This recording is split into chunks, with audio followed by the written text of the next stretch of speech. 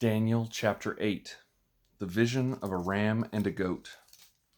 In the 3rd year of King Belshazzar's reign, a vision appeared to me, Daniel, after the one that had appeared to me earlier. I saw the vision, and as I watched, I was in the fortress city of Susa, in the province of Elam. I saw in the vision that I was beside the Ulai canal. I looked up, and there was a ram standing beside the canal. He had 2 horns. The 2 horns were long, but one was longer than the other, and the longer one came up last. I saw the ram charging to the west, the north, and the south. No animal could stand against him, and there was no rescue from his power. He did whatever he wanted and became great. As I was observing, a male goat appeared, coming from the west across the surface of the entire earth without touching the ground. The goat had a conspicuous horn between his eyes. He came toward the 2-horned ram I had seen standing beside the canal and rushed at him with savage fury. I saw him approaching the ram, and infuriated with him, he struck the ram, shattering his 2 horns, and the ram was not strong enough to stand against him. The goat threw him to the ground and trampled him, and there was no one to rescue the ram from his power. Then the male goat became very great, but when he became powerful, the large horn was shattered. 4 conspicuous horns came up in its place, pointing toward the 4 winds of heaven. The little horn. From one of them, a little horn emerged and grew extensively toward the south and the east and toward the beautiful land. It grew as high as the heavenly host, made some of the stars and some of the host fall to the earth, and trampled them. It made itself great, even up to the prince of the host. It removed his daily sacrifice and overthrew the place of his sanctuary. Because of rebellion, a host, together with the daily sacrifice, will be given over. The horn will throw truth to the ground and will be successful in whatever it does.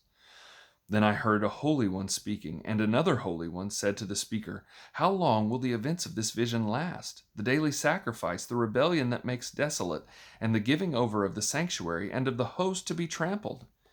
He said to me, "For 2,300 evenings and mornings, then the sanctuary will be restored." Interpretation of the vision. While I, Daniel, was watching the vision and trying to understand it, there stood before me someone who appeared to be a man. I heard a human voice calling from the middle of the Ulai, "Gabriel, explain the vision to this man." So he approached where I was standing. When he came near, I was terrified and fell face down. "Son of man," he said to me, "understand that the vision refers to the time of the end." While he was speaking to me, I fell into a deep sleep with my face to the ground. Then he touched me, made me stand up, and said, "I am here to tell you what will happen at the conclusion of the time of wrath, because it refers to the appointed time of the end. The 2-horned ram that you saw represents the kings of Media and Persia. The shaggy goat represents the king of Greece, and the large horn between his eyes represents the first king. The 4 horns that took the place of the shattered horn represent 4 kingdoms. They will rise from that nation, but without its power.